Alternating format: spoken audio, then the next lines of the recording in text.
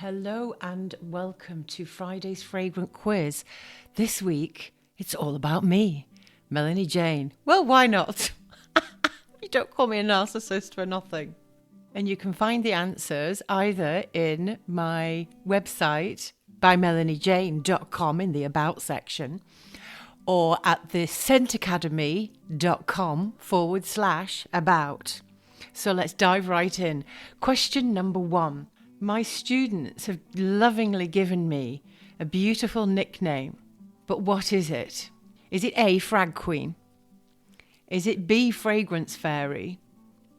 Or is it C, Perfume Princess? It's definitely not Scent Slut. Question number 2.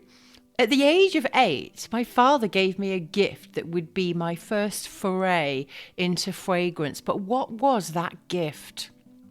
Was it a collection of Chanel perfumes? I wish. Was it B, a bouquet of fragrant flowers? Or was it C, a perfume making kit? And following on from that, question number 3. What was my father called? Was it Albert? Was it Joseph? Or was it Edward?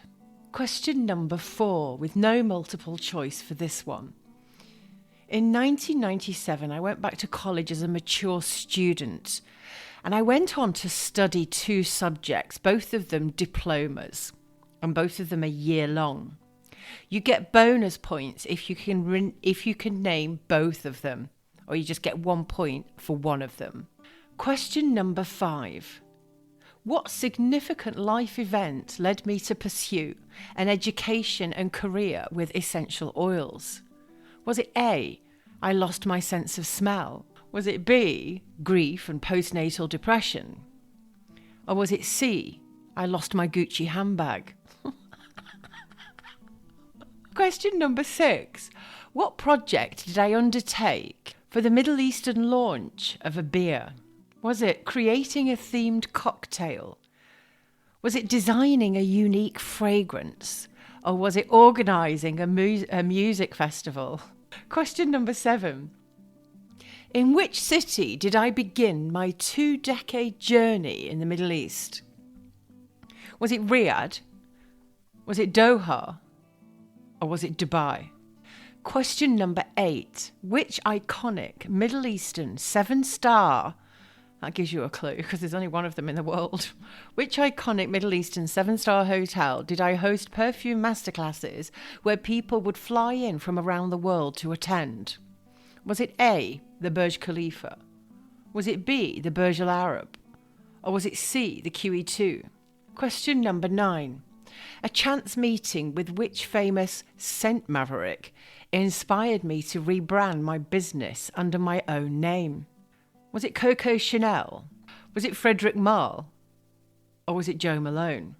Question number 10. And there's a bonus after this as well. I like giving bonus questions.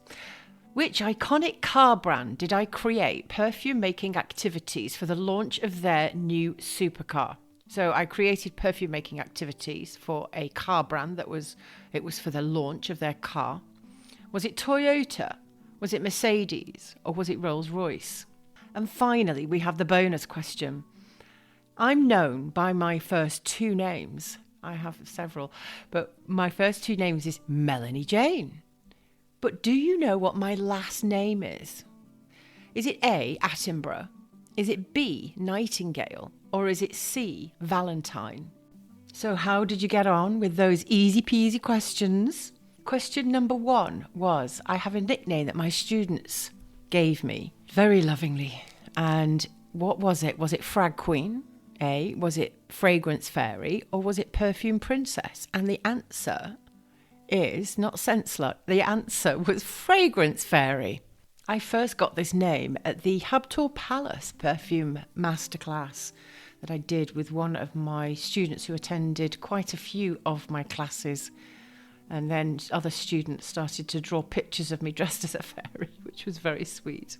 Question number 2 was, at the age of 8, my father gave me a gift that would be my first foray into fragrance. But what was that gift? It definitely wasn't A, Chanel perfumes. It wasn't B, a bouquet of fragrant flowers, but it was C, a perfume making kit. I used to make some awful fragrances with that. Everything smelt of musk and vanilla. And God bless him, my dad, he would wear those fragrances. He would go to work every day with these fragrances on. God knows what his colleagues used to think. Anyway, question number 3, following on from that. What was my father called? And it was A, Albert. Albert. Question number 4.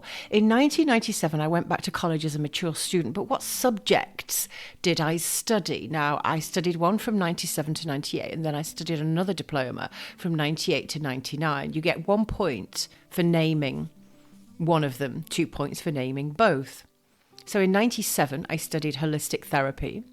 And in 98, I went on to study a diploma in beauty. I was a beauty specialist. Question number 5. What significant life event led me to pursue an education and career with essential oils? Was it A, I lost my sense of smell, B, grief and postnatal depression, or C, I lost my Gucci handbag? It was B, grief and postnatal depression. No laughing matter, but perhaps if I didn't suffer from that, then I might never have pursued this kind of career and I wouldn't be doing what I'm doing right now, 30 years later. Question number 6. What project did I undertake for the Middle East launch of a beer? Was it creating a themed cocktail, designing a unique fragrance, or organising a music festival? And it was B, designing a unique fragrance. And I created this fragrance for the Carlsberg brand. But the beer that they were launching was Kronenberg 1664 Blanc, where they wanted me to create a fragrance, which might sound impossible, and they've never done it before. So it was a bit of a gamble on their part, because they'd always given marketing things away when they launch beers, but they'd never had a perfume created with the nuances of the beer, which was citruses and fresh, light florals. And I created it for them by the skin of my teeth. It was the 4th sample that I gave them that they fell in love with. And there was only ever 500 bottles made. They were very small, 15 ml, and they were really gorgeous. And that was it. It was just for the launch of them, because they wanted to launch the beer and convince the alcohol distributors to buy cases of their beer. Question number 7. In which city did I begin my 2-decade journey in the Middle East? Was it A, Riyadh, B, Doha, or C? Yes, the answer is C, Dubai. Felt like I was coming home. Question number 8. Which iconic Middle Eastern 7-star hotel did I host perfume masterclasses where people would fly in from around the world to attend? Was it A, the Burj Khalifa, B, the Burj Al Arab, or C, the QE2? Yes, the QE2 is a hotel, but it's definitely not 7-star, trust me.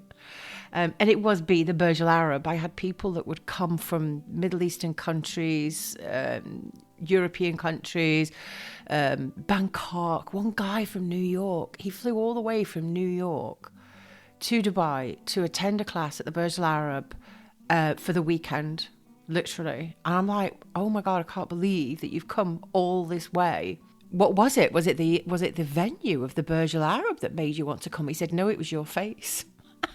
Don't know what that means, but anyway, that was amazing. He was called Carlos, and he was originally from Colombia. Fabulous guy. And he won the Golden Feather that day for coming the furthest.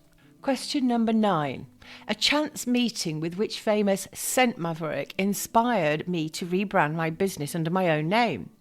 Well, it definitely couldn't have been Coco Chanel, because she wasn't around then. Frederick Malle, was it B, Frederick Malle, or was it C, Jo Malone? And it was, in fact, Jo Malone. I met her at the Literary Festival in Dubai. She was there for a book signing at a book launch, and she also did a talk to the people in the audience. And it was just about what she said during that speech, which I can't really remember, but I remember that she inspired me to change the name of my brand from what it was, Nightingales at that time, to Melanie Jane. And it was my friend as well, who's also called Jane, that she said, oh, Melanie, you've got such a beautiful name. Why don't you just call it Melanie Jane? So there you go. It was a mixture of 2 people, but it was mostly Jo Malone to begin with. sparked the idea. Question number 10. Which iconic car brand did I create perfume making activities for the launch of their new supercar?